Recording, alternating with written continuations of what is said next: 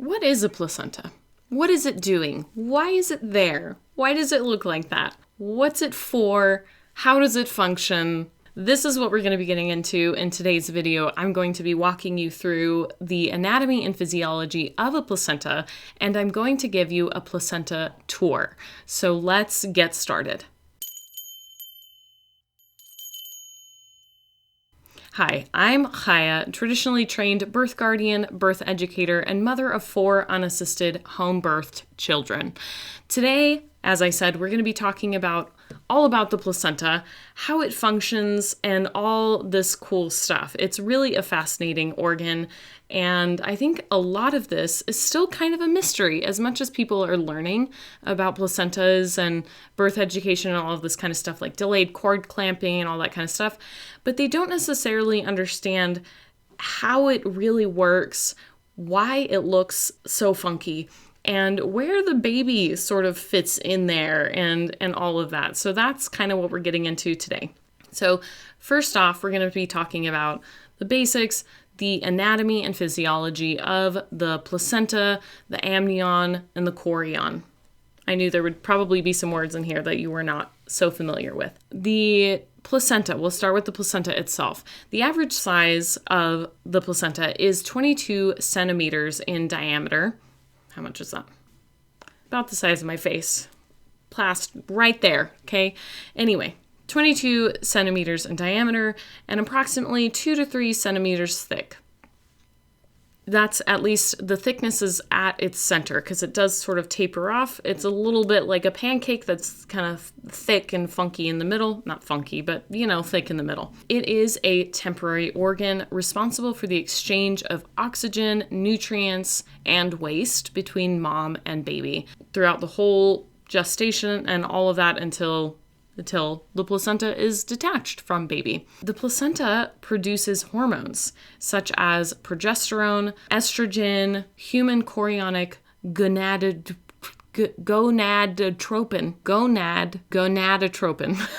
HCG. Okay, that's the hormone picked up by early pregnancy tests. When you do those pee sticks and, it changes color or has a little stripies or the plus, the negative, whatever, all of that, it's trying to pick up HCG.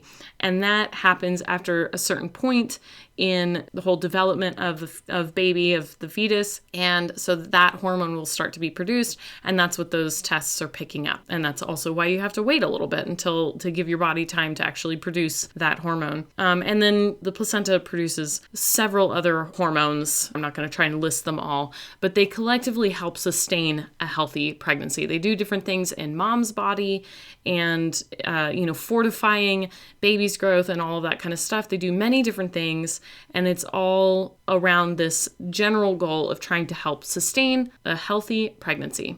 The placenta has a fetal side, which contains is the chorion frondosum. I've never called it that, with chorionic villi, and I'll explain all of that later. And it has a maternal side, which has the decidua basalis. I don't know if I'm pronouncing that correctly either, but I figured I would give you the words just in case you're trying to be fancy or look it up. So diving into first the maternal side of the placenta, it's kind of chunky looking. You'll see it when we do the placenta tour, but it's kind of chunky. It's rough. It has a basal plate made of many lobes, also called cotyledons. I don't know if that's how you pronounce that one either.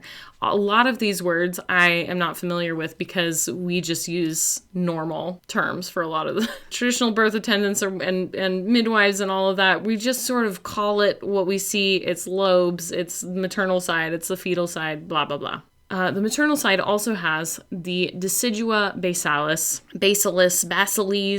whatever, and it lies between the myometrium, which is the uterine muscle wall, and the basal plate. The uterine spiral arteries, this is so cool, in the endometrium / decidua will open directly into the intervillous space within the placenta. And that's kind of how we get the chunky things that I'll show you with the real placenta. But it's because those gaps that are between the lobes, that's where the uterine spiral arteries are sort of reaching in there and pooling the blood. So in that intervillous space within the placenta, this is where mom's blood will pool around the fetal villi for exchange without actually mixing mom and baby's blood circulation. Because if that happens, then mom's body, her immune system will be triggered because it's foreign. It's foreign blood. Even though it's baby's blood, mom's body will only see it as a foreign invader, and that will mean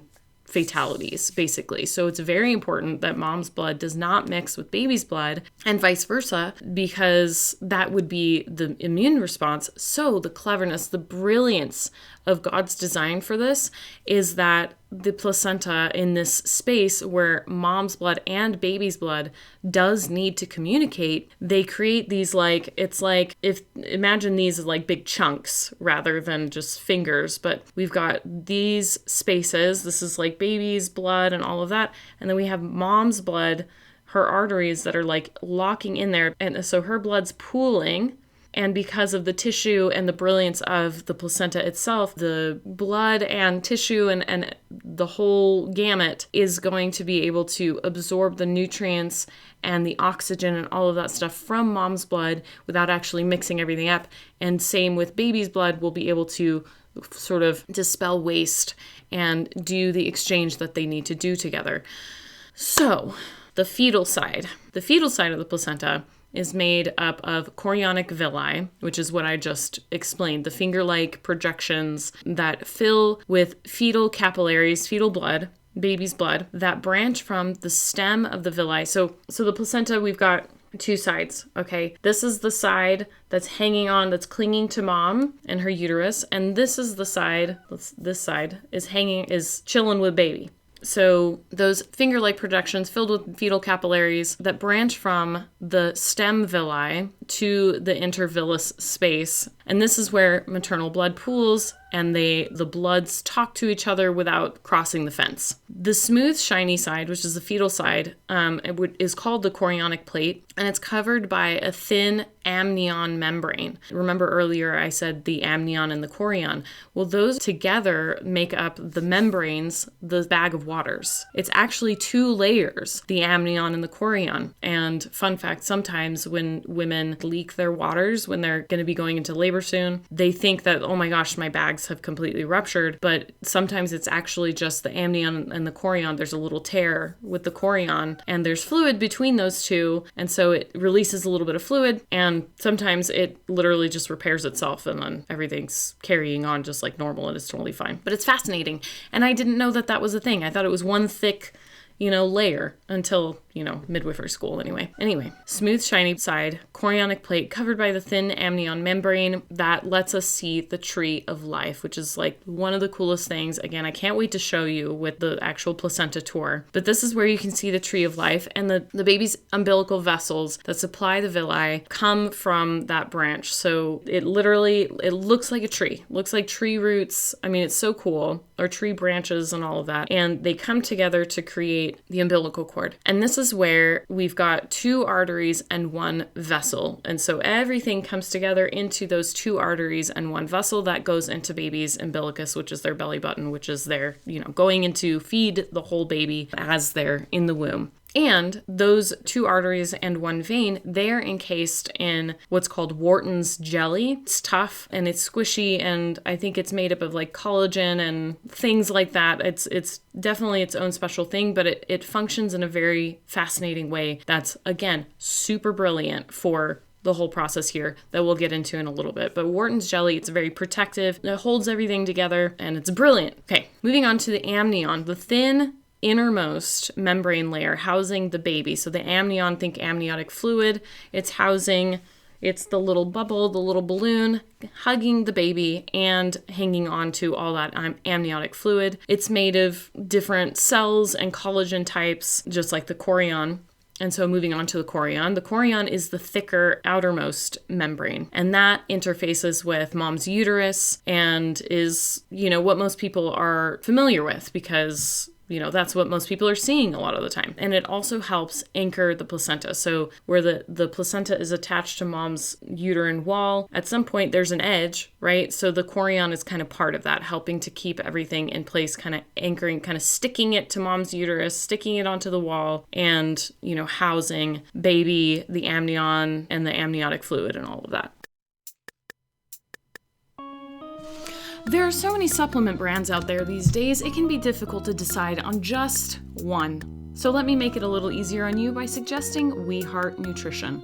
We Heart Nutrition offers non-GMO, third-party tested men's and women's multivitamins, pregnancy and postpartum essentials, magnesium, and more. Their supplements are gluten-free with absolutely no artificial flavors or added preservatives. They're also pro-mama, pro-baby, and pro-life. 10% of each purchase is donated to pro-life pregnancy resource centers across the U.S. Check them out if you're searching for quality supplements from a brand with shared values. Use the link in my show notes or use code EARTHBOUND to get 20% off your first order at We Heart Nutrition.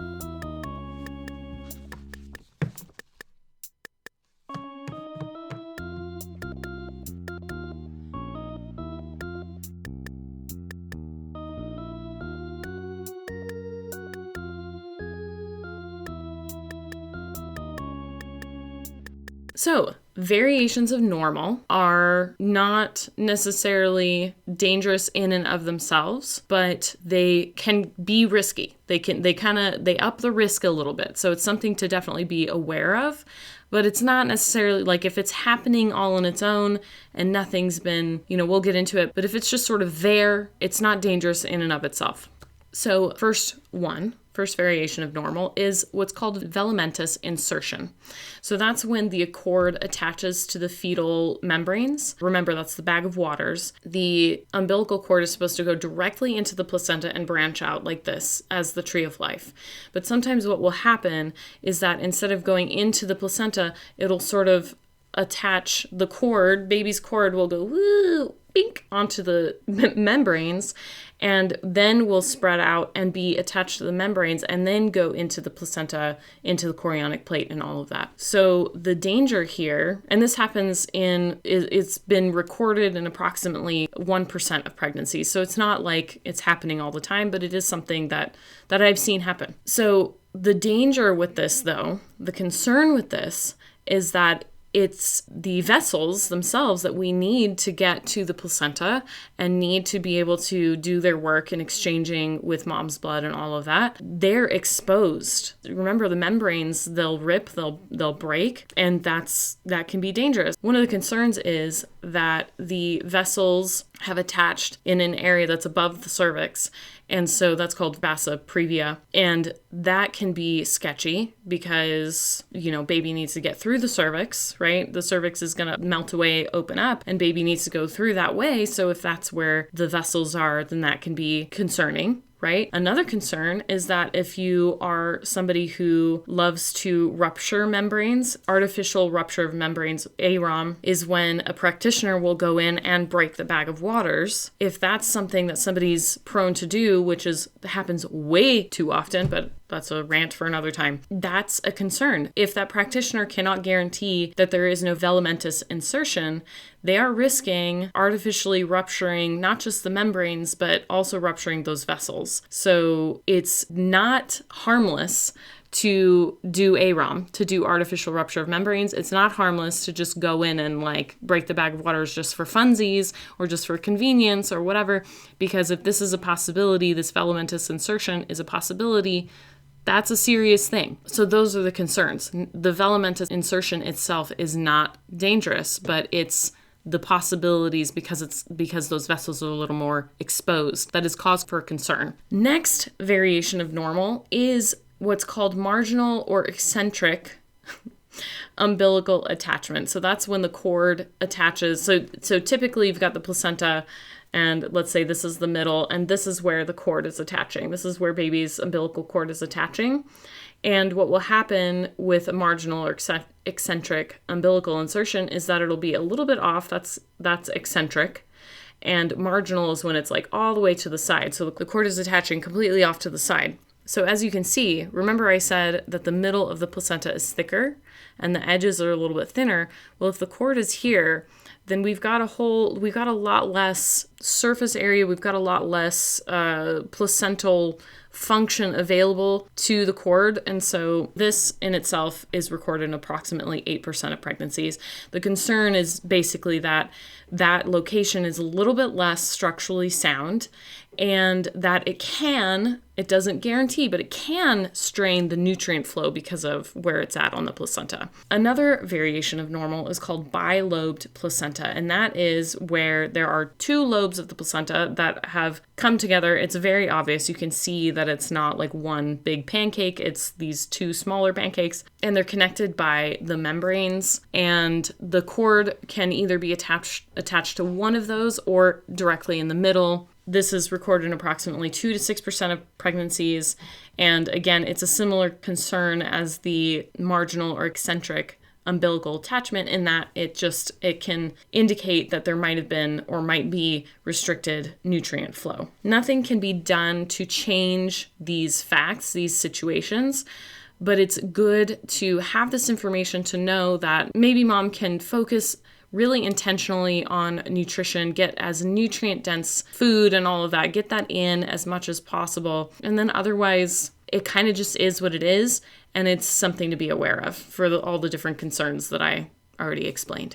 Fun fact about the placenta, the maternal side has only maternal genes, and the fetal side has only paternal genes.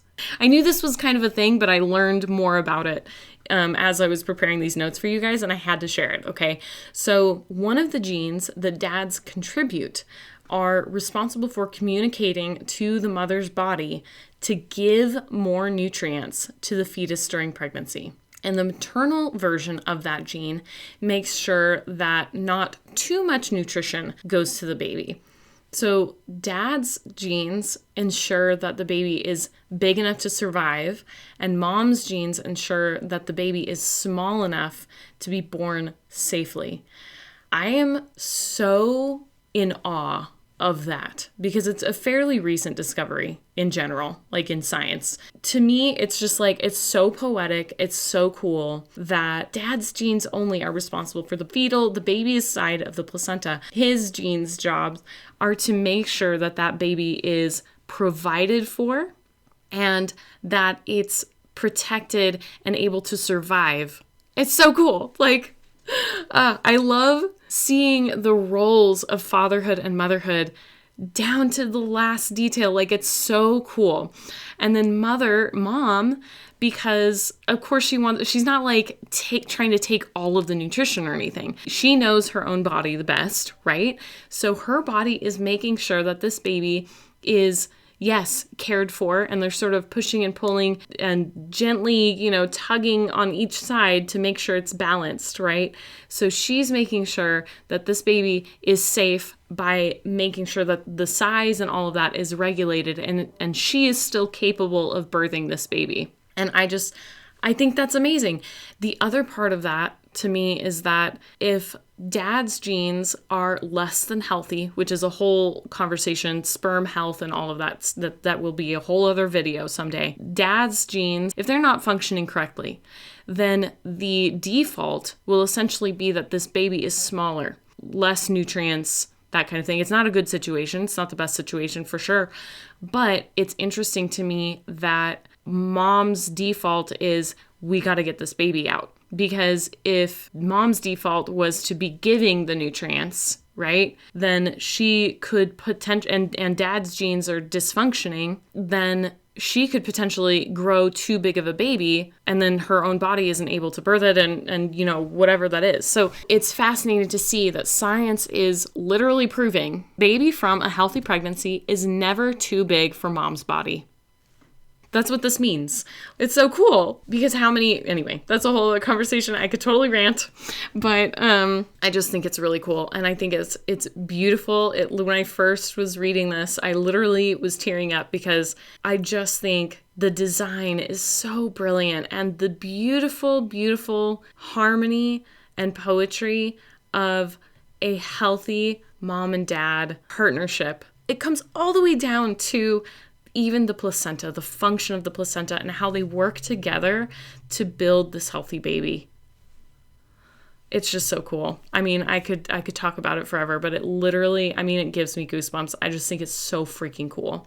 So if you are not that excited about it, then I'll carry on. But if you are, let me know that you were nerding out with me, because I want to know if I'm alone or not in this. Okay. All right. Moving on to my last few points about this before we get into the placenta tour itself. So I want to explain the physiology of the post-birth placenta, because this is another one that is totally misunderstood. And also, if we understand the physiology of the post-birth placenta, we will also be able to recognize and understand how it works when baby is taking its first breath or is about to take its first breath. And it's something that's it's misunderstood. People just steamroll over this process, this physiology and everything. And I think it's super valuable for literally everybody to know how this works so they can stop messing everything up or stop freaking out about things we don't need to freak out about. So initially, the placenta contains approximately 1/3 of baby's entire blood volume. 1/3. Immediately after birth, that's how much of baby's blood is still hanging out in the placenta. Placental transfusion is when baby's first breaths create negative intrathoracic pressure, which pulls oxygenated blood from the placenta through the umbilical vein. And I would even say, yes, the breaths do create that pressure, but what's going on in baby's circulation is happening even before they take their first breath. And so that pressure change is starting to happen even before they take their first breath. So when they actually do start breathing, it moves the process along a lot faster. But even before they take that first breath, there's a whole thing happening. There's literally an opening in their heart that is closing, a valve that is closing and becomes a wall. There's all this pressure change, all kinds of things happening in baby's body that we don't see before they're able to take their first breath. And then when they take their first breath, it, again, moves it along faster. So that negative pressure pulls in the rich oxygen, red blood, right? Pulls that into baby's body through their umbilical vein. That's what's called placental transfusion. And this allows baby to continue receiving oxygen while they're transitioning to breathing air. Okay, so as long as that cord is still intact and placenta is still attached to baby, they are able to continue to receive an entire third's worth of oxygenated blood as they're transitioning to being an air breather. If we cut that off, we are cutting them off from oxygen and basically hoping they have enough oxygen until they start breathing air on their own. I get really feisty about that whole part of post-birth chaos. Because it's unnecessary. But anyway, so yes, so as long as baby is attached to the placenta still, they will still continue to receive oxygen through their blood supply until they move to breathing air. Side note, if there's a problem with baby, they're taking a while to start breathing air, if something's going on, whatever's going on, something's happening, as long as they're still attached, they are still able to receive oxygen within this time frame of the placental transfusion. So don't cut that off. We're buying them more time. So another really cool thing, remember that Wharton's jelly that we talked about? As it cools off, so remember, mom's womb is nice and warm, and now it's come out and it's the air is touching it, and naturally when you've got a wet thing that was body temperature and now it's out here with no, heat source or whatever, it's going to start cooling and constricting. As the Wharton jelly from the umbilical cord cools, it's also constricting, which is naturally closing off the umbilical vessels in conjunction with baby's blood circulation shifting. So we've got less pressure between baby and placenta because there's this, pressure change happening as baby's body is physiologically changing to becoming an air breather. Remember, there's like a valve and there's all kinds of pressure changes happening within baby's body to prepare for those air breathing moments. And then when they are breathing air, it's even more upping the pressure for this circulation and less for the placental circulation. The Wharton's jelly is clamping down, closing off those things, which is making that pressure even less. And it's a closed system. And then the baby's body adjusts to that umbilical cord not being open anymore, not open for business, and it's not needed anymore. The Wharton's jelly dries up completely, can even fall off from the belly button, and that's it. You actually don't ever have to detach a baby from the placenta. It's called a lotus birth. We'll get into that in another episode, but that's the physiology of what's happening. And it's so fascinating and eye-opening. I had to tell you guys all about it because, again, I think it's so important for us to be able to understand the why. People tend to think of these things as like trends because, oh, it hasn't been a thing for so many decades and now suddenly it's a thing again. Oh, it's just those trends. Well, here's the reason for it. Here's the reason why. And I think the more information that we all have, the better, more well-rounded decisions we can make for our own families. And it's not necessarily about, someone being crunchy or mainstream or, whatever labels we can come up with. It's about just you people. You are intelligent. I believe in your ability to conceptualize these things, and I believe in your innate desire to choose the best thing for your family. It just comes down to having the information so that you can make that informed decision and be wise for your own family. So that's the ultimate purpose of all of this. I want you guys to know how this works, what it looks like, why it looks like that, so that you have the information you need. So that concludes this part of our video. We're going to be getting into the actual placenta tour next. So stick around. Obviously, it's literally going to be happening right now so that you can see what an actual placenta looks like, how it moves, the texture, as best as you can through video. But I'm going to try my best to show you everything you could possibly learn from seeing a real placenta. And if you're a little squeamish, maybe skip this part of the video. But I'm going to have to turn down the color anyway. There might be some blood. It's going to look kind of like a hunk of meat and things. So I'm going to turn down the color a bit so that we can actually get the educational part out there without being dinged or having to blur it or whatever. So thanks for sticking around this long. I'm excited to show you this next part, and let's get into it. Hey everyone, this video is not the best quality, but it's the best I can do, and I am going to have to desaturate the red so that the video doesn't get dinged and that I can show you as much as possible without, setting it off any alarm bells for the bots. I want you guys to see real live placentas so that you can be best prepared for real life. So here we go. Okay, so this is the umbilical cord. As you can see, it is kind of encased in these membranes. So these are the membranes. This is where the baby lives. This is the fetal side. Okay, look, we talked about the chorion and the amnion, and here you're seeing both, right? Isn't that cool?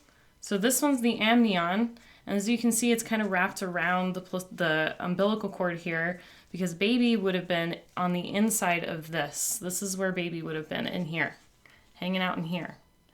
Okay, and then this, the chorion, is what's encasing everything. Umbilical cord would have been in there with baby, and the amnion and the chorion, you see that together in there.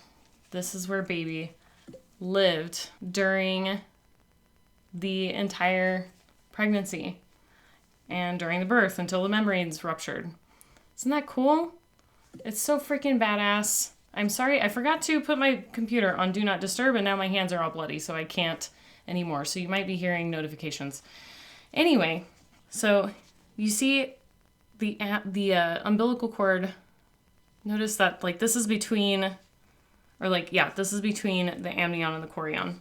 So I just think that's really cool. And also we're noticing here that the umbilical cord is off center. We talked about that elsewhere in the video.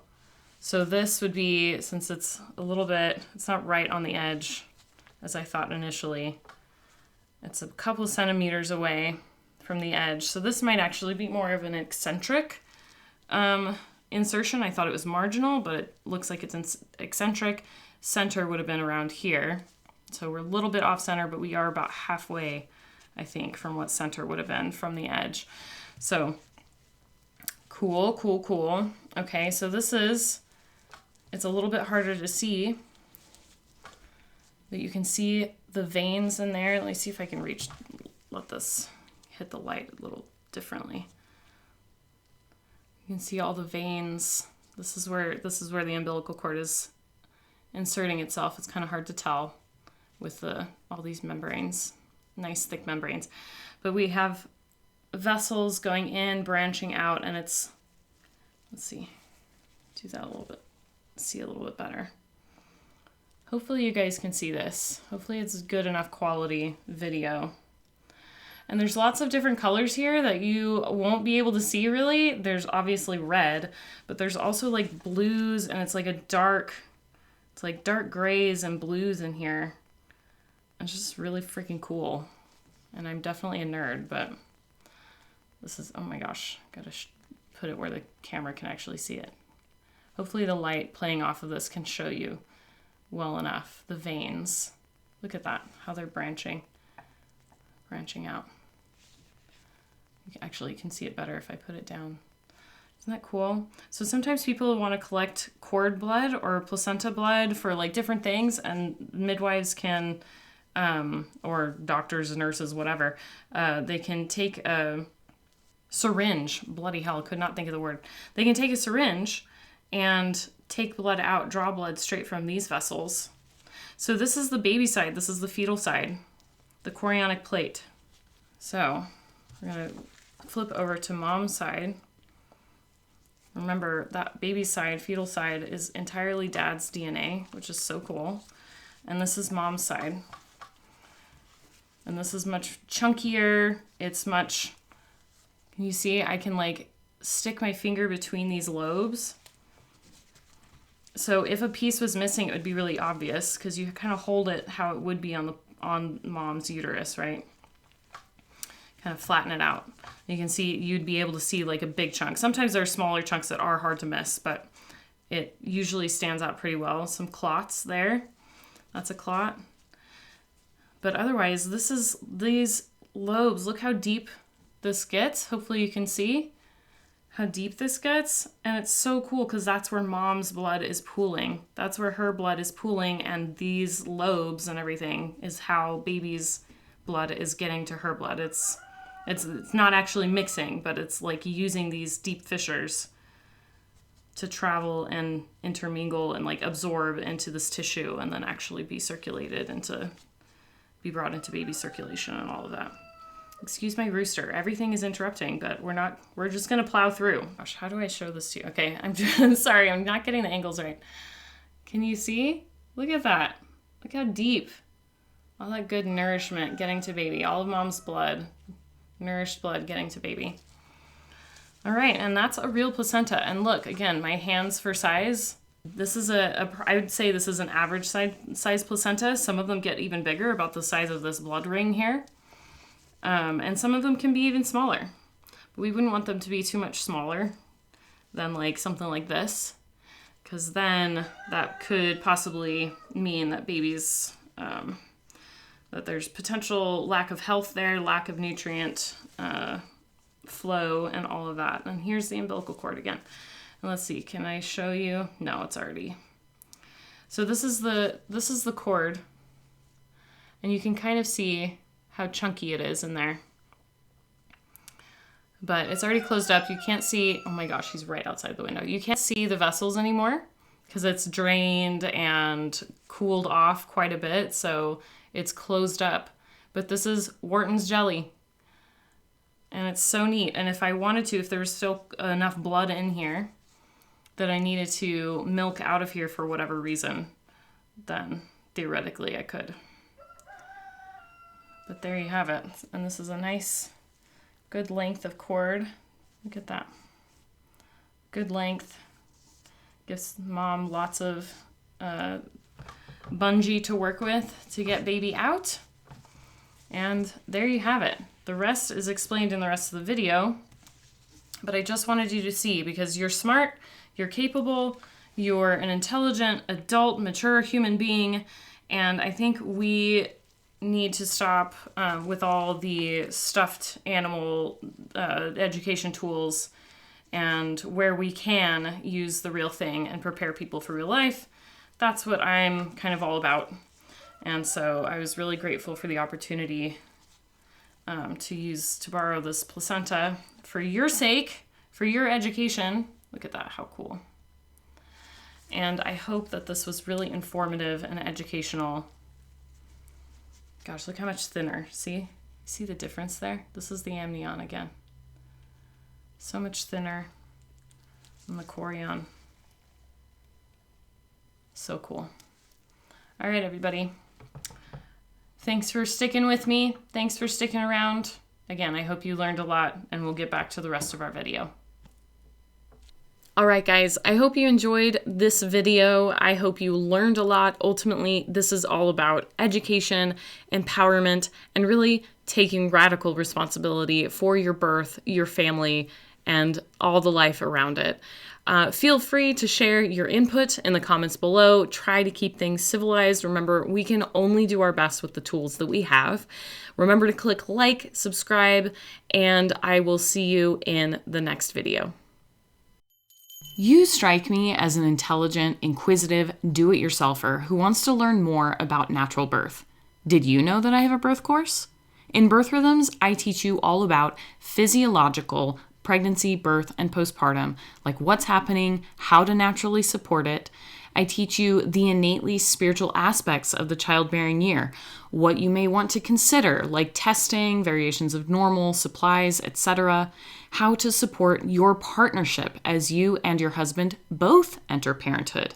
I teach you about preparing mentally, emotionally, physically, and spiritually, and much more.